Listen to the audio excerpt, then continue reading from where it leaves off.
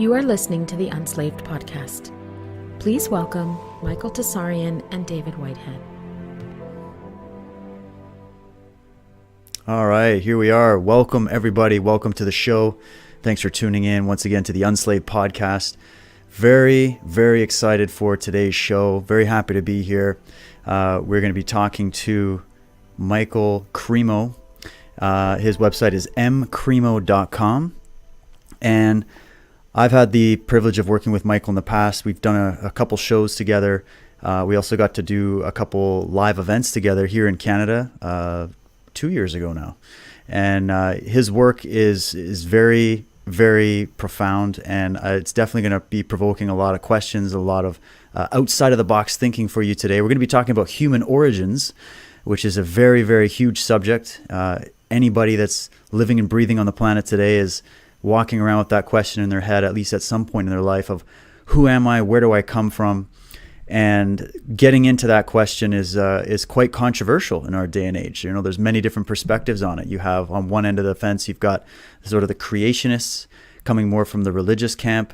You have from the scientific community the concept of Darwinian evolution, that we all evolved from a single-celled organism, and the whole story of the primordial soup and all of that. And then you have alternative scholarship that's trying to look even deeper into these questions. And Michael had written a book with a co-author of his, Richard Thompson, years ago, and it's entitled Forbidden Archaeology. And if you haven't seen this book, you have to check it out. It's profound, and it will definitely pose a lot of questions, and it challenges the status quo of opinion in the scientific community, and also in many of the other communities. And just a little synopsis on the book. The first book that Michael had published was Forbidden Archaeology, The Hidden History of the Human Race. And this book shows that archaeologists and anthropologists over the past 150 years have accumulated vast amounts of evidence showing that humans like ourselves have existed on this planet, wait for it, for tens of millions of years. And in this show, Michael and Richard show how this evidence has been suppressed, it's been ignored and forgotten because it contradicts generally held ideas about human evolution. In lecture presentations on forbidden archaeology to scientific and lay audiences around the world, I see a new consciousness emerging that integrates science and religion into a cohesive paradigm of reality. And no matter where you're coming from on this issue or this subject, it's important, in my opinion, to look outside the box, look at all of the evidence on the table, listen to all of the information you possibly can, not to get just fixated on one way of looking at things. And that's what this podcast is really all about, is to offer you up the information you haven't heard about, to tell you the stories that you haven't heard about. And so it's a great honor and privilege to welcome Michael Cremo to the show. Michael, you're looking well, my friend. Welcome back. Great to talk to you again. Thanks a lot, Dave. Good to see you again. Hello, Michael. Michael, it's great, and it's a wonderful opportunity. So glad to have you on. I don't know if you remember that back in 2000, my own first ever presentation, my first ever invite to a conference in the Bay Area, California, my table was right next to yours. So it was a great thrill, for me to meet you and attend your talk there, and to find out about you.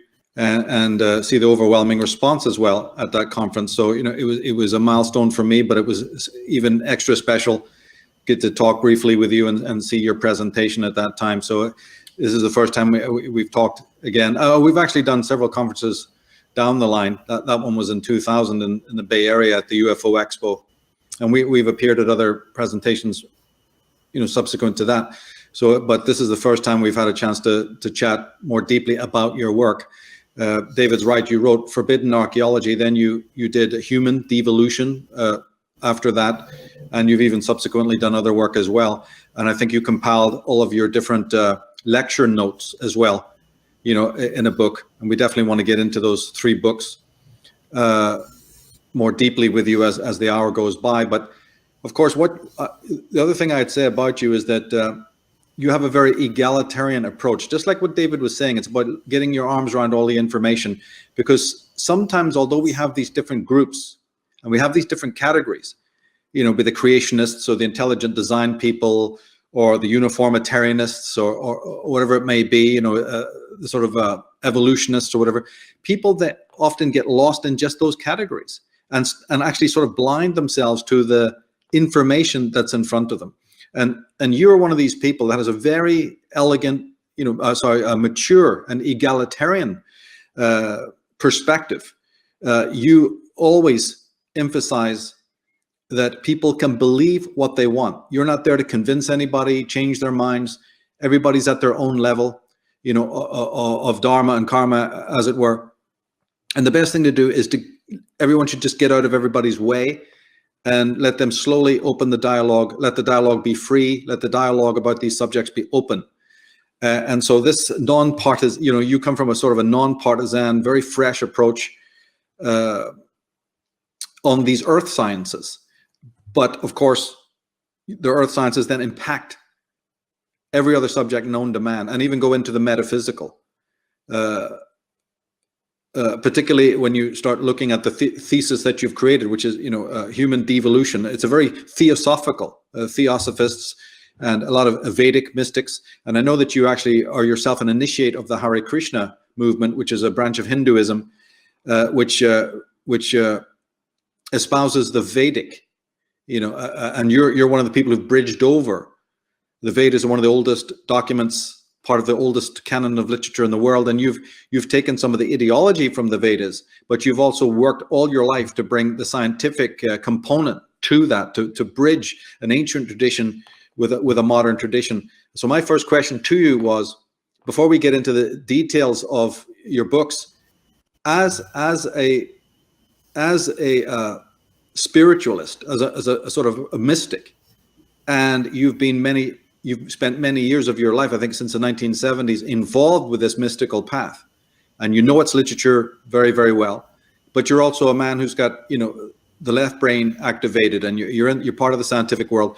Can you give us just an overview of what is the Vedic perspective on life, on existence, on the creation and the cosmos? I know it's hard to do in a short time, but basically, draw on your experience and say. Because remember, the Hindu Vedas have already spoken about epochal time with their concept of the yugas. They've already spoken about the atomic structure of reality or matter with the bhutamas and the tattvas, right? It's all there long before the Greeks even got to it. So can you just give us a sort of a brief overview of the Vedic perception about how spirit entered into matter, or what life is really all about? The Vedic picture of the universe is consciousness-based. The modern scientific picture of life in the universe is matter-based. They would say, as far as consciousness is concerned, when you organize matter in a sufficiently complex way, when you organize the chemicals in the brain in a certain way, they generate what we call consciousness, but only temporarily. At the time of death, when the chemicals in the brain become disorganized, they would say there's no more consciousness, nothing like that. So modern science would say that as conscious beings, we have evolved up from matter. But I don't accept that. I would say consciousness has its own independent existence apart from matter.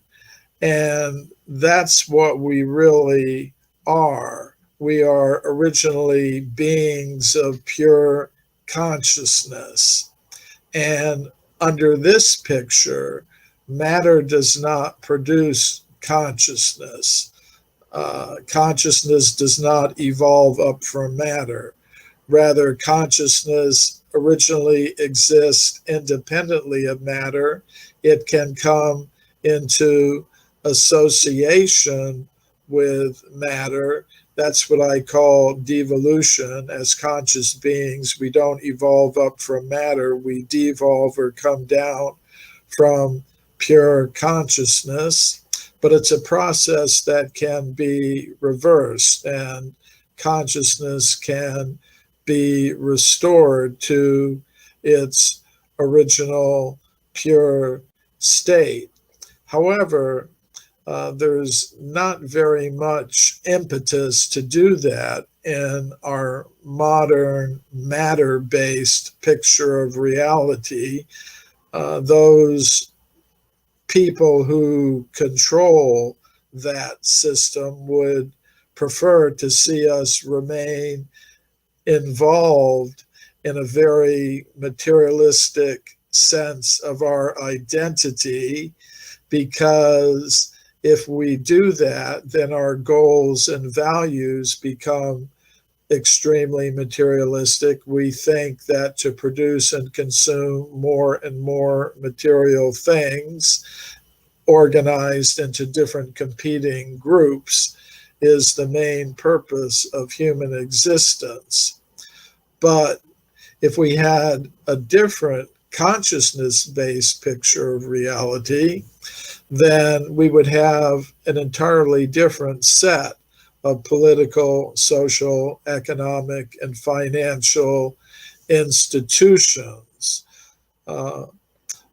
We would be thinking, how can we satisfy our material needs in the most simple, natural, efficient, and fair way possible, while putting most of our human energy into developing the resource of consciousness? But I think there are powerful interests in society today that don't want to see that happen.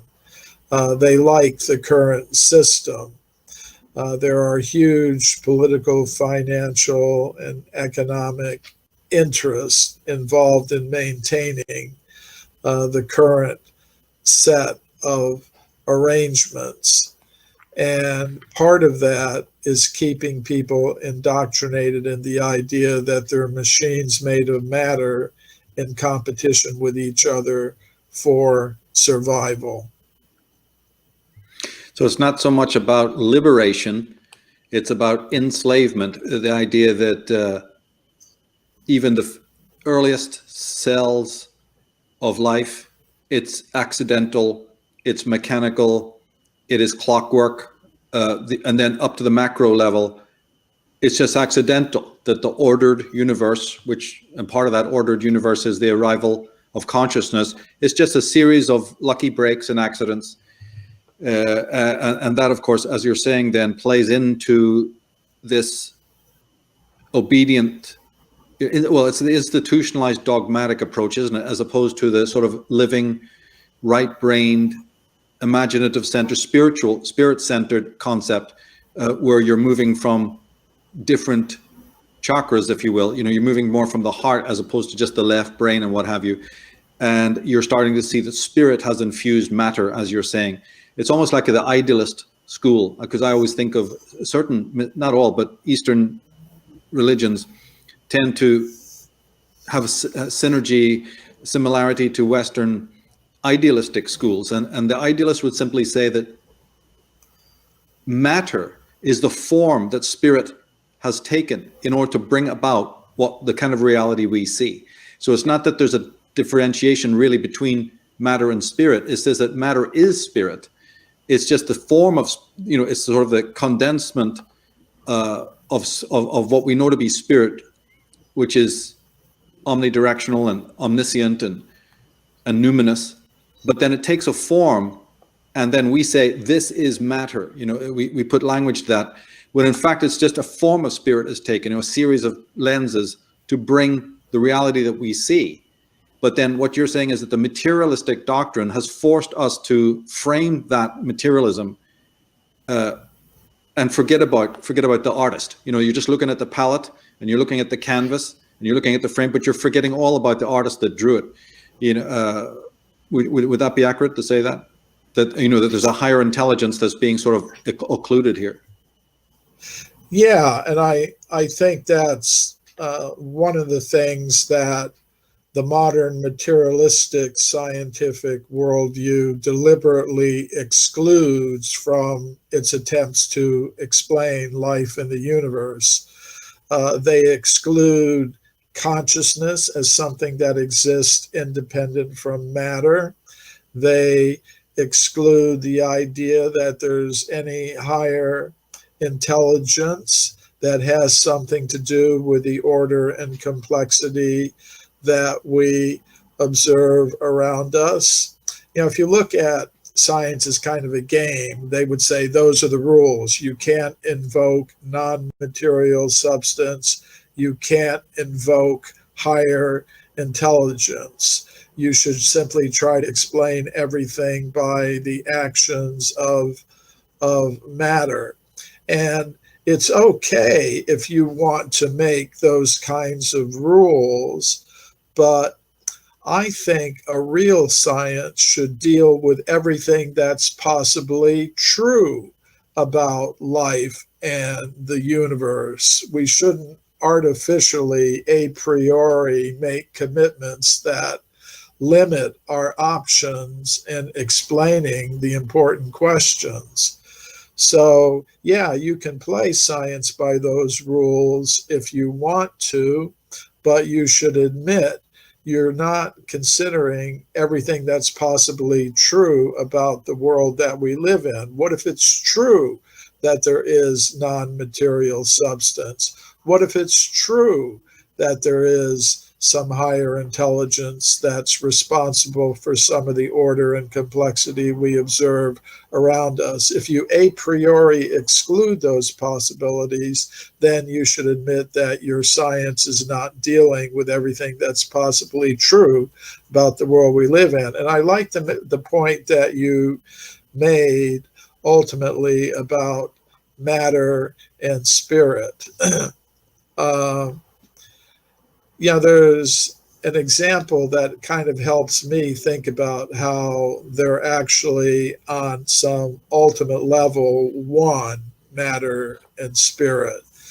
It's like if you have a government, and we don't always like governments, but sometimes there's some useful analogies. Say like the state of California, it operates the University of California, and it operates the California prison system. Now, as far as the governor is concerned, they're both elements of the government, and in that sense, they're one. But for a citizen, it does make some difference whether you're in the prison system or the university system. So although from the standpoint of the governor, it's all one, sometimes some of us have to make some distinctions. So yes, I would agree with you that ultimately what we call matter and spirit are one. There's actually a Vedic mantra that says that sarvam kal vidam brahma. That means everything is spirit ultimately. But on the level of reality that we exist on, we make distinctions, just like a citizen would make a distinction between being under the control of the prison system or the university system. It does make a difference on a certain level of reality. So I would agree with you that ultimately matter and spirit are a single energy, but they're deployed differently, just like electricity is a certain energy, but you can use it for heating or for air conditioning, cooling things down. Even though it's one energy, you can deploy it in different ways. That's right. And of course, there's so much to that, what you've said, because as I said before, these Eastern texts contain all of the science that we're finding in the latter day.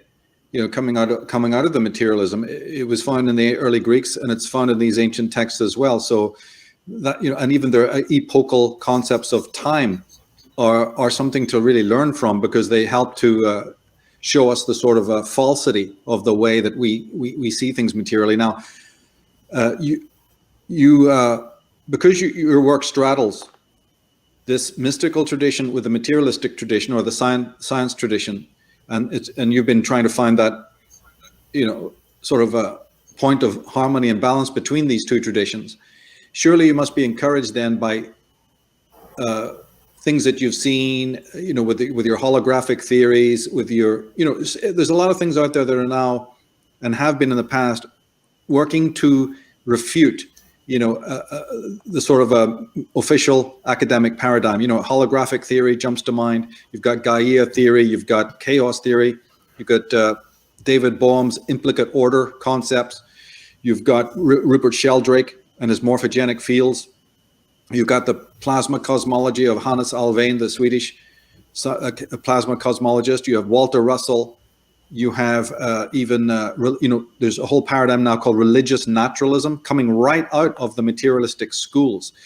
So there is grass growing between the paving stones, so to speak, not probably because a lot of these academics want to investigate, it's because they have to, because there's an implosion taking place right at the heart of the materialist school, against their will. It's not that biologists wanted to go down this road. It's not that physicists and cosmologists wanted to, but their theories have run bankrupt. So you must be then encouraged to see that you're not alone, right? There's a lot of groundbreaking paradigms out there. You got Bruce Lipton looking again into the microbiological levels of the photons and so on. You're aware of all of that, right? And because in your books, especially in human devolution, you start bringing case histories to bear, don't you? Maybe you could say something about that, about some of these what would be called paranormal experiences that people are having. I know Anthony Peake does it, but you do it too, to try and make the case for the fact that spirit is right there in front of you. It's just that you've put the blinkers on and you refuse to see it. Yeah, absolutely. I think many people have a mistaken conception of the history of science, going back to its very beginnings right up to the present, because the way science is presented in the education system today, it's presented on an exclusively materialistic basis.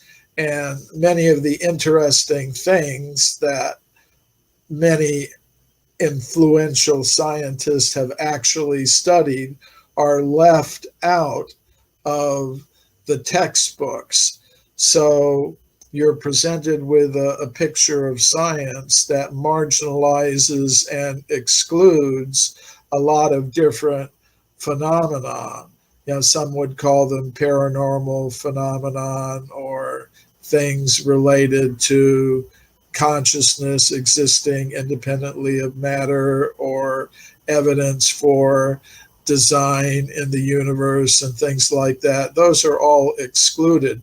But if you actually go back into the history of science, you'll see that many great scientists were investigating things that are now considered to be completely out of bounds by the official scientific orthodox establishment.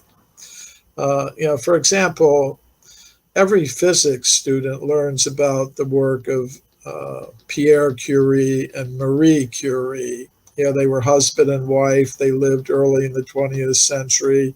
They both got Nobel Prizes for their work in discovering radium and other things like that. You'll read about that in the textbooks. What you don't read in the textbooks is that they were heavily involved in psychical research. They were part of a group of 20 European scientists, including 5 Nobel Prize winners, who were conducting research into mediums early in the 20th century in Paris. Mediums are people who possess paranormal powers like psychokinesis, mind over matter, for example. And they did 2 years of experiments with an Italian medium named Eusapia Palladino. She was a woman who had some psychokinetic abilities. And these experiments were carried out in the Psychology Institute in Paris. And Pierre Curie, the Nobel Prize winning physicist, said that on one occasion they had her in the lab under perfect conditions of observation in broad daylight. And in the lab, a large table was floating about 1 meter, about 3 feet off the ground, in the presence of this woman.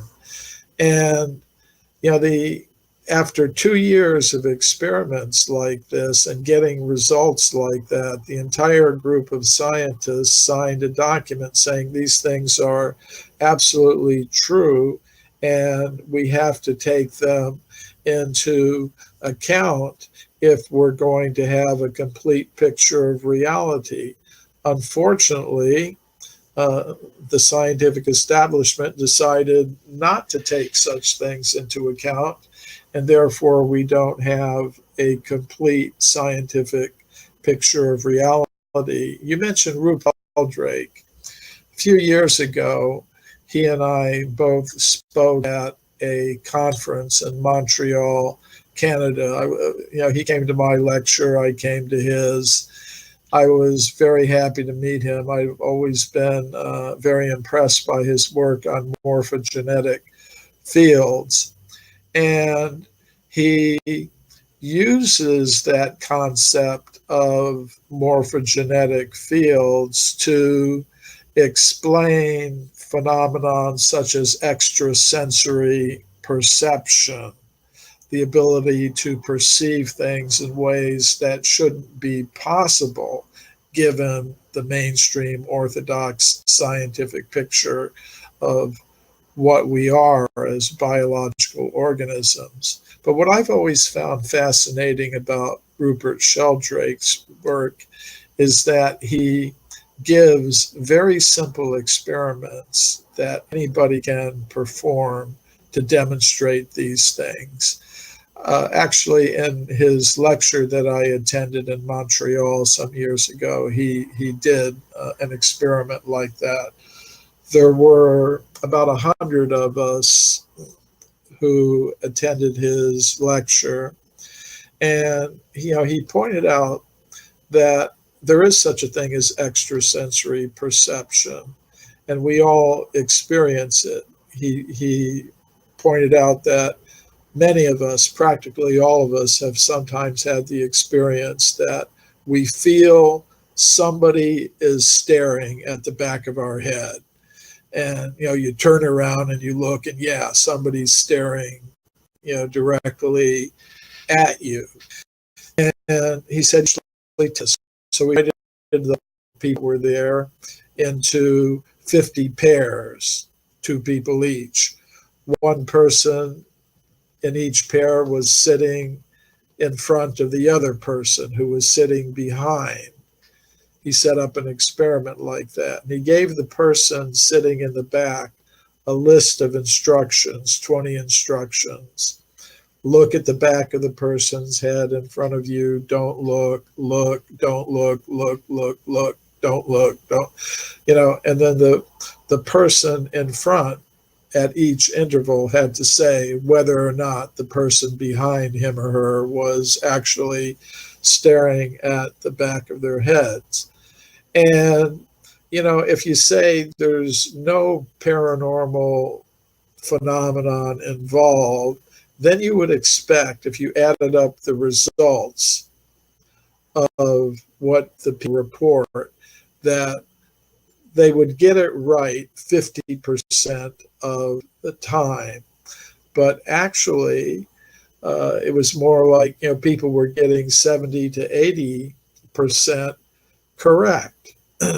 And he said, actually, you can carry out these experiments. He said, we've done it here in a very, very simple way, but you could do it so that the person in front is in another room, in a soundproof room, and there's a pane of glass that the other person in another room looks at the back of their head through or decides not to. It's a very simple experiment, but it demonstrates something, that consciousness is able to act in ways that we can't explain by our current scientific understandings. And he attributes that ability to this morphogenetic field, this mental field that extends beyond the body, just like a magnetic field extends beyond the limits of a magnet. So there, you were pointing out, there's a lot of work going on in a lot of different fields that challenges some of the current scientific understandings. And up to the present moment, the scientific establishment has been able to exclude a lot of this stuff from the educational curriculum, so that the new generation of scientists that's being trained is taught to disregard or ridicule these kinds of things. But I think eventually it's going to have an effect, because actually Gallup surveys have been done on people in the United States and other countries, showing that huge percentages of them accept things that contradict what's being taught to them in the formal education system. Right. And even scientists themselves, some of them are exploring these things. You've mentioned some of them. I remember once I was invited to give a lecture at a university in Europe to the physics department there. My audience was the professors and graduate students of physics. And I went through what I call the hidden history of physics, mentioning the Curies and other famous physicists who've done investigations into some of these things. And one of the physicists afterwards came up to me and said, "I'm very glad that you gave this talk." He said, by day I do plasma physics, the physics of superheated gases. But he said, privately at home, I'm doing some parapsychology experiments with my son. He had a little boy. So I put my son in another room, and then I flip a coin, and my son in the other room has to guess whether it's heads or tails. And he said, my son is getting 80% correct. So I wouldn't tell this to any of my colleagues because they think I'd gone completely crazy, but I feel safe in speaking to you about it. So I think you're right, Michael. Even within the scientific world, there are some scientists who are pushing the boundaries, going outside the box. And even though the majority of scientists who still adhere to this very strict materialistic picture of reality have managed to hold the line in terms of their control of the curriculum for the education system. These days, people have all kinds of ways of getting information outside, what comes to them through the official curriculum in schools and universities. And I think eventually that's going to have an effect. A tipping point will eventually be reached. Yeah, well, Fred Hoyle, the great astrophysicist, started as a materialist and then changed, and became an advocate of intelligent design because his intellect just could not see how the ordered universe, which includes consciousness, could come about randomly. And he gave that wonderful metaphor of a typhoon or a hurricane sweeping through a junkyard. And after it passes, you suddenly find a jumbo jet perfectly assembled.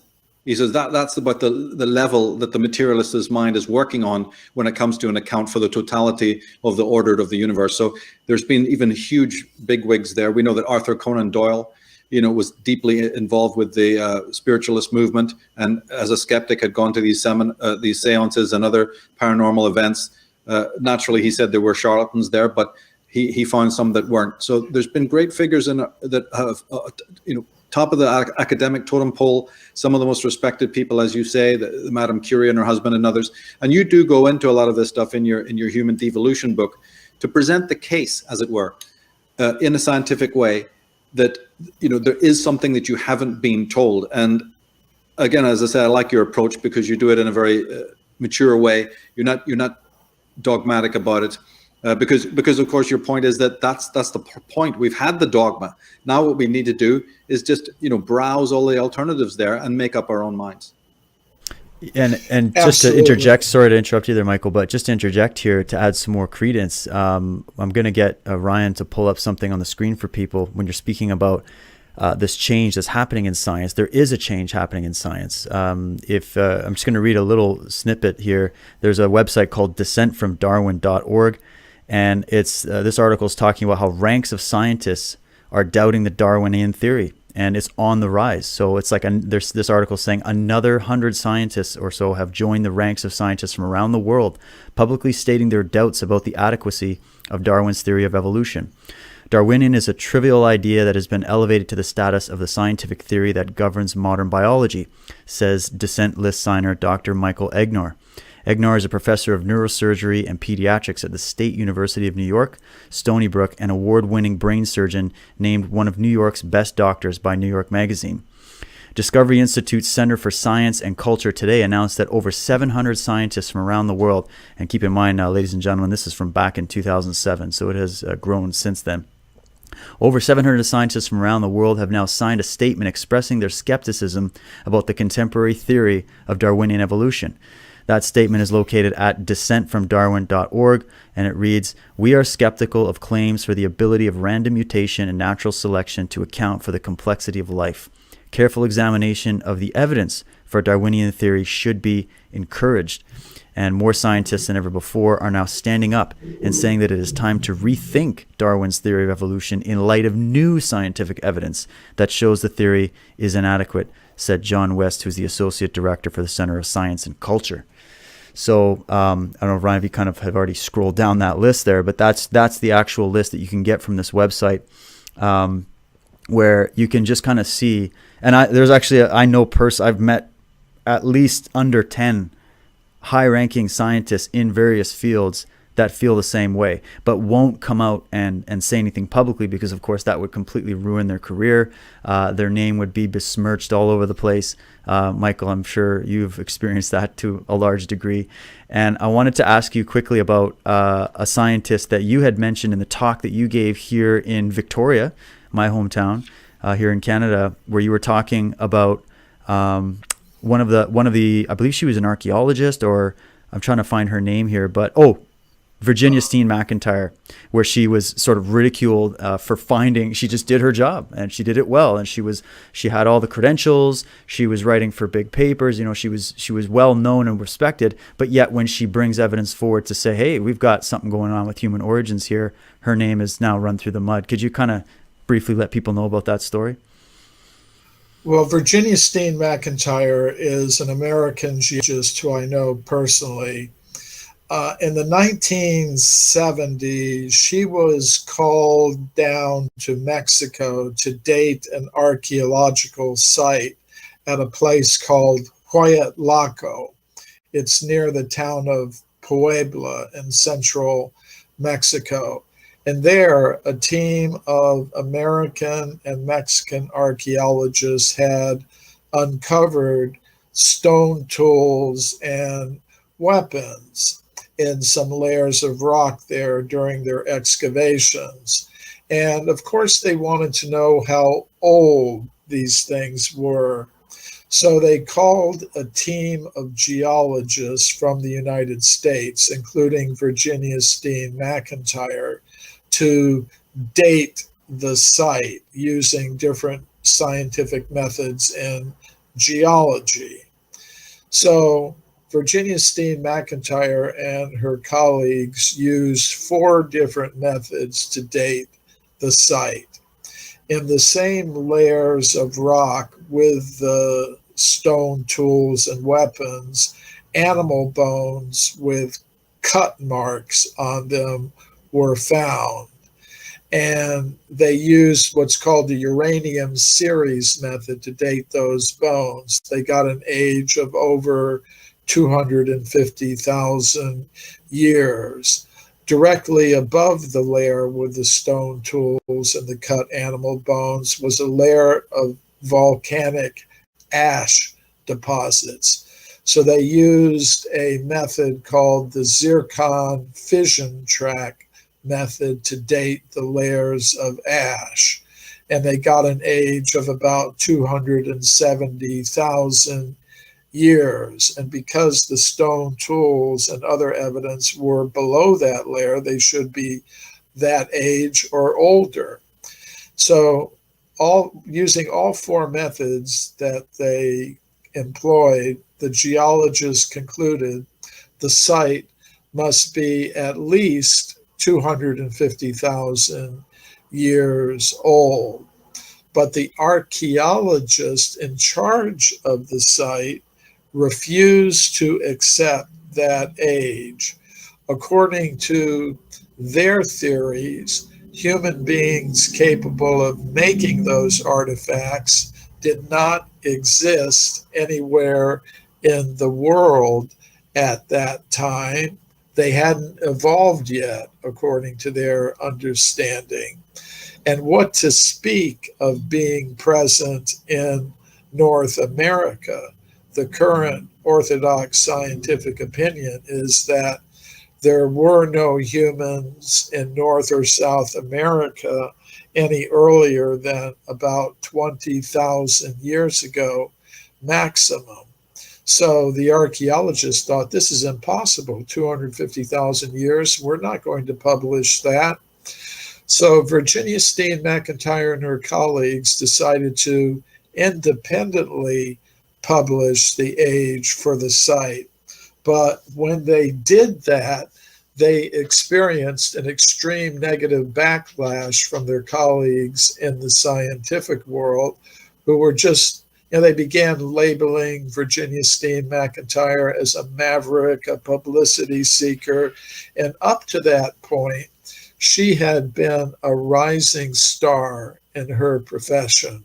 She had invented a new method of dating volcanic crystals. She had been getting all kinds of grants and invitations to speak at international scientific conferences. But after she published this report, her career basically hit a huge roadblock. She lost a teaching position that she held at a university.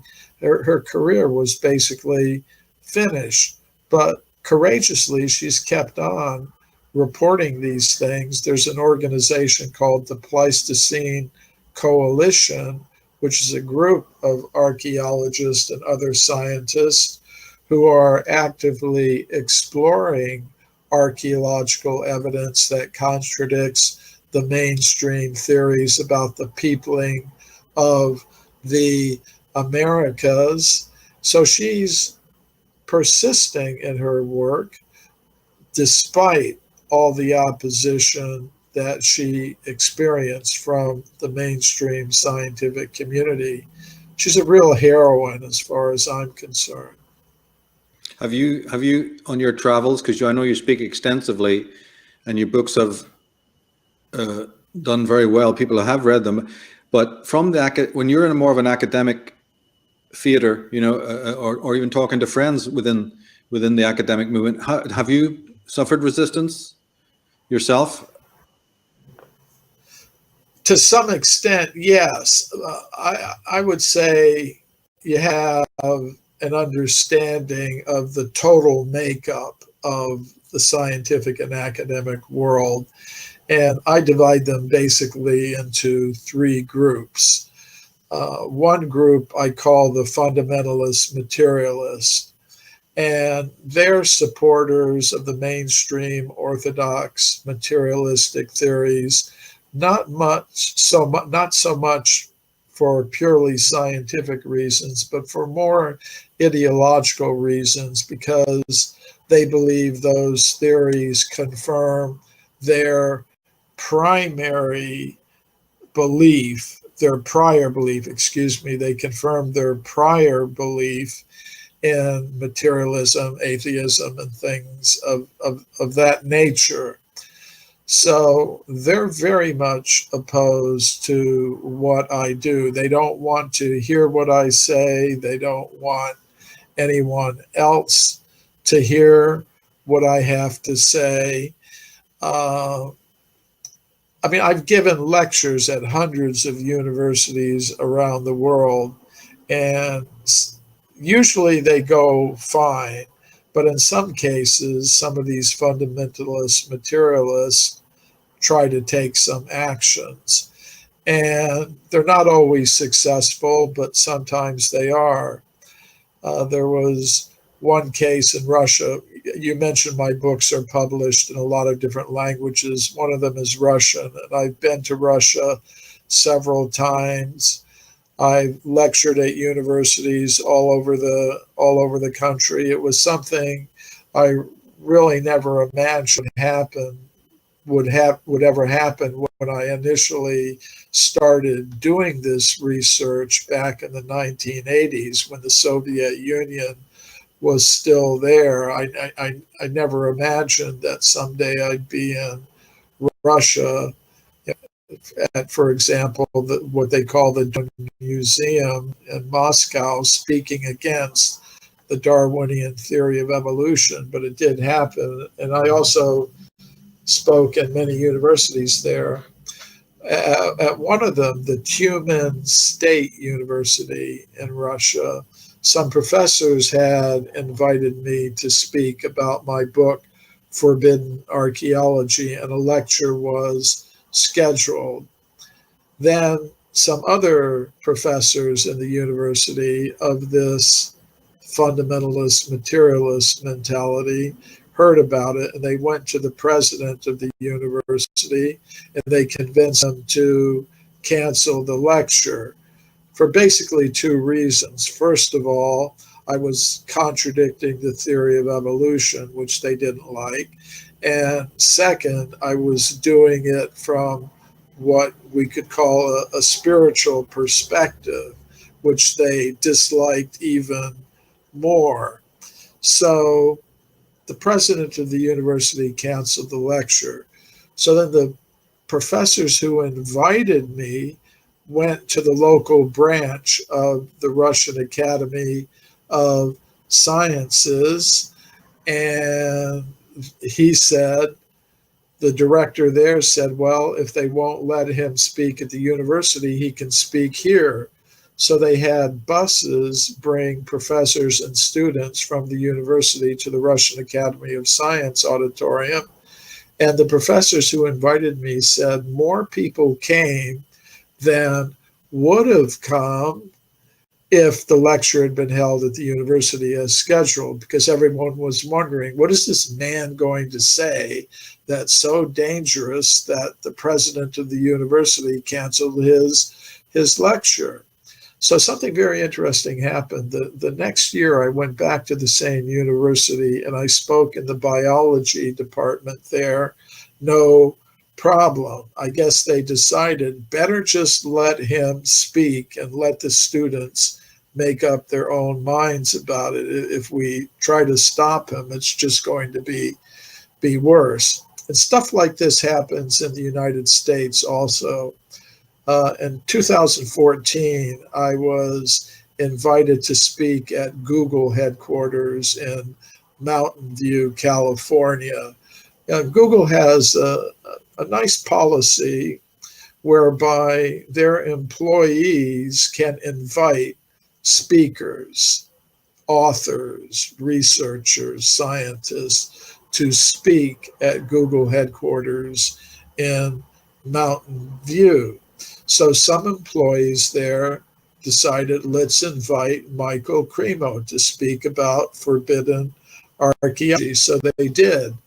And the same sort of thing happened.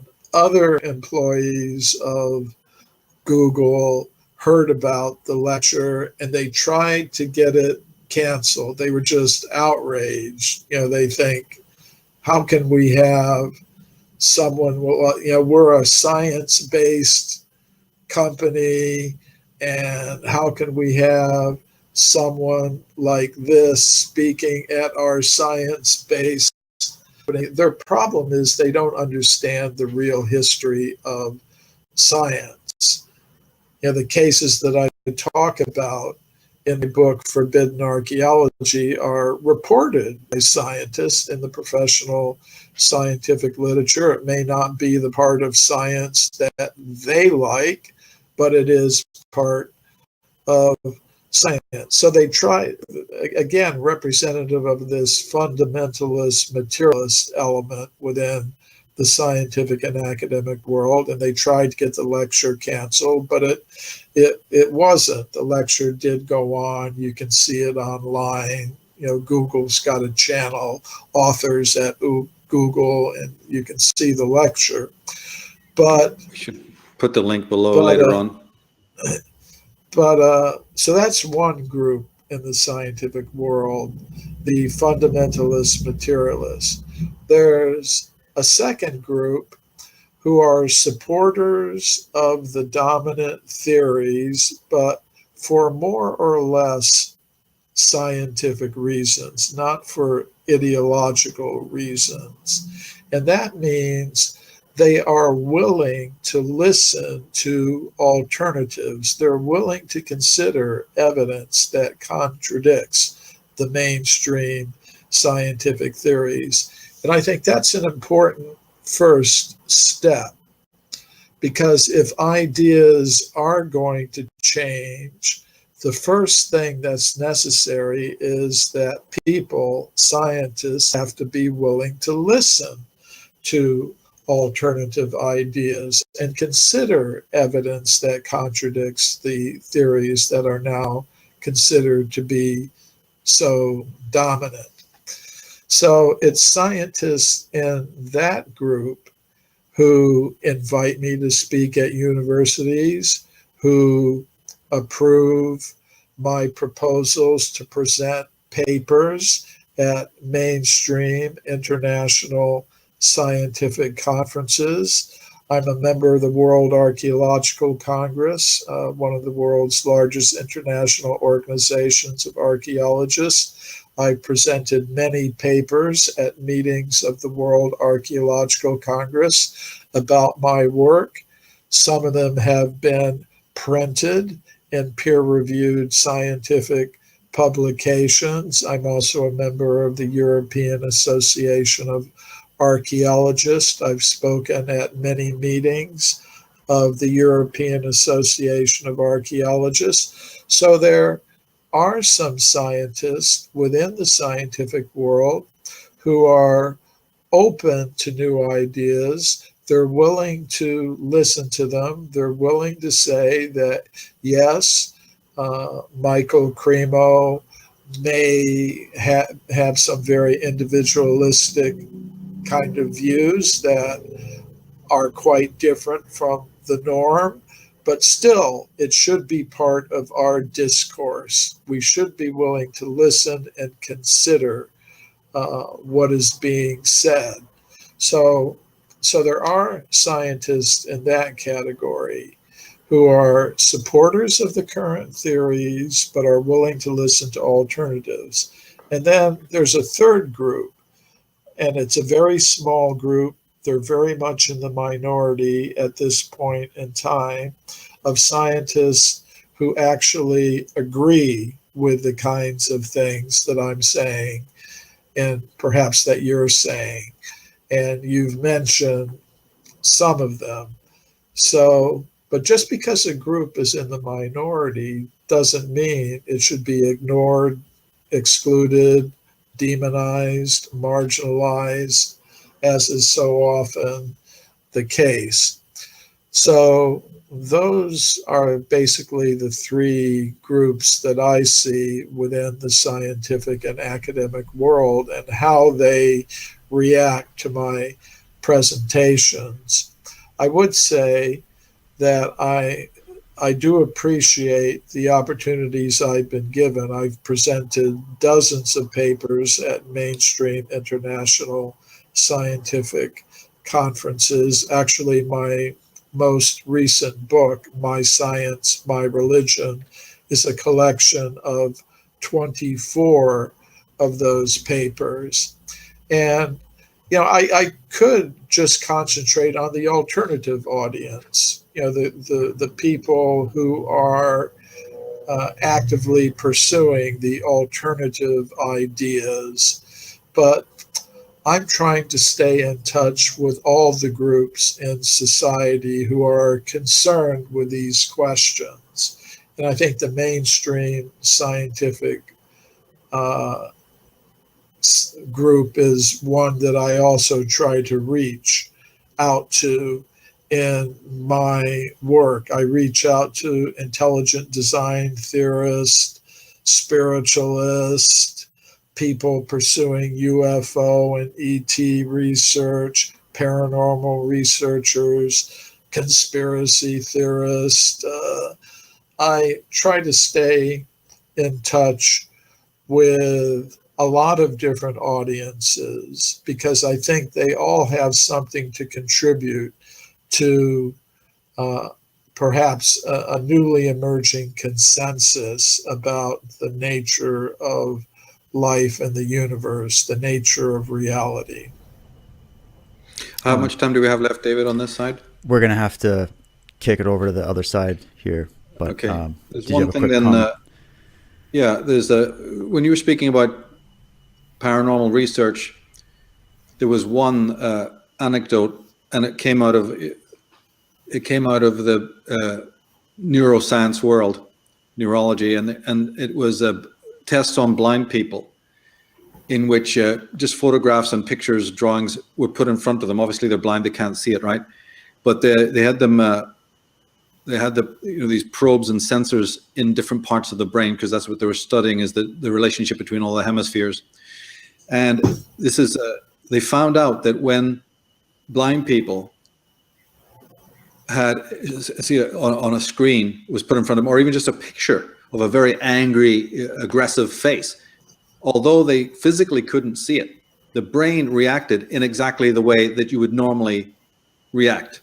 The centers of fright, the centers of flight and fight, and apprehension, all of that circuitry on a neuronal basis in the hemispheres was activated. And yet the physical objects of sight were, so your ESP thing that you're speaking about, and then of course, as I said, we have the work of Anthony Peake and yourself. This is a tremendous step that you've taken to, as you say, continue to address the orthodox paradigm of academics, and to keep presenting this material, to them. And that's right. Your book, the one I was going to ask about that. So that's called My Science, My Religion. People can pick that up. That's your academic papers that you have given throughout the world in the scientific platform.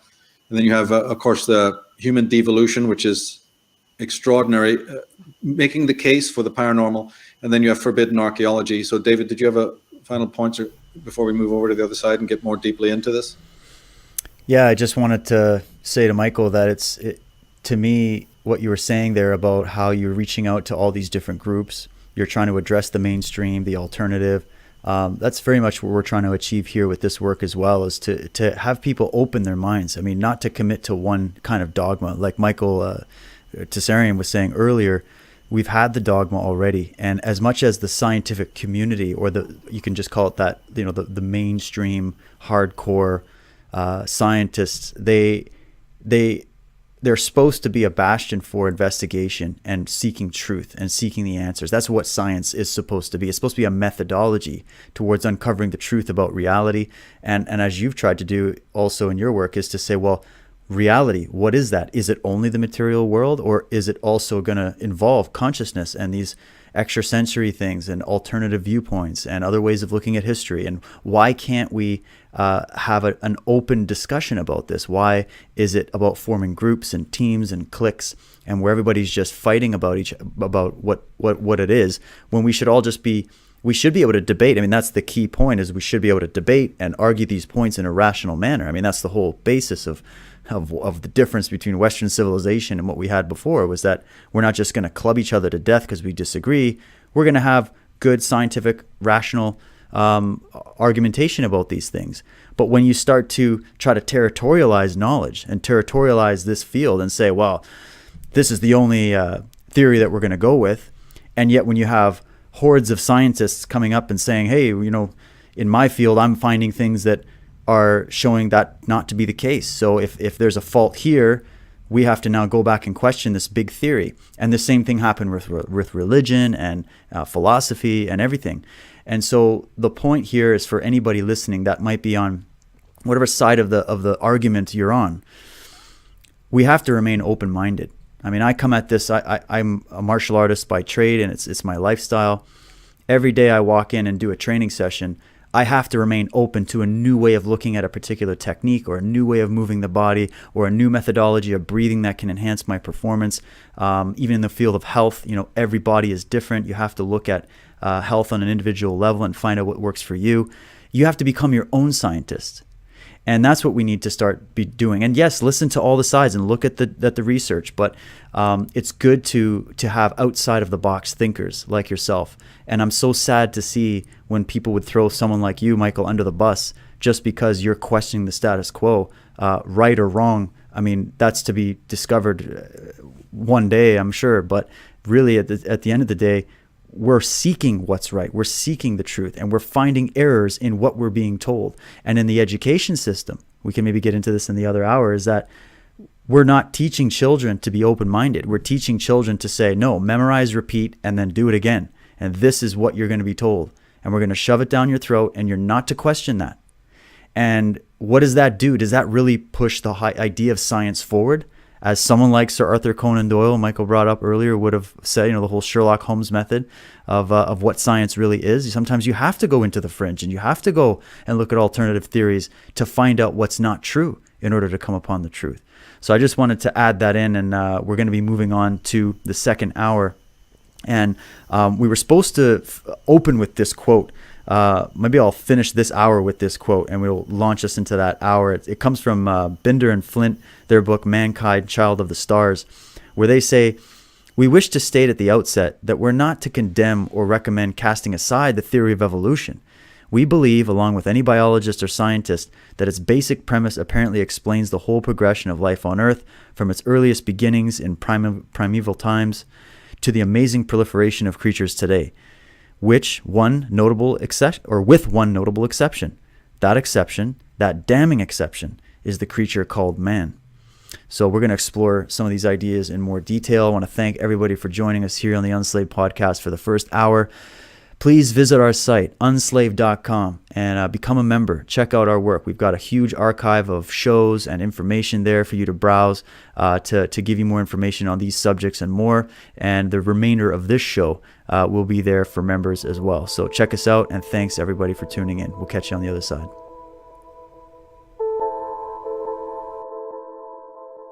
Want to be more than a subscriber and explore these mysteries deeper? David and Michael open up the archive of research and take you through more advanced knowledge reserved for more serious study.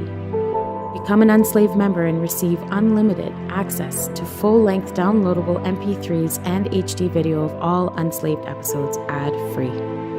Be seeing you here next week at unslaved.com.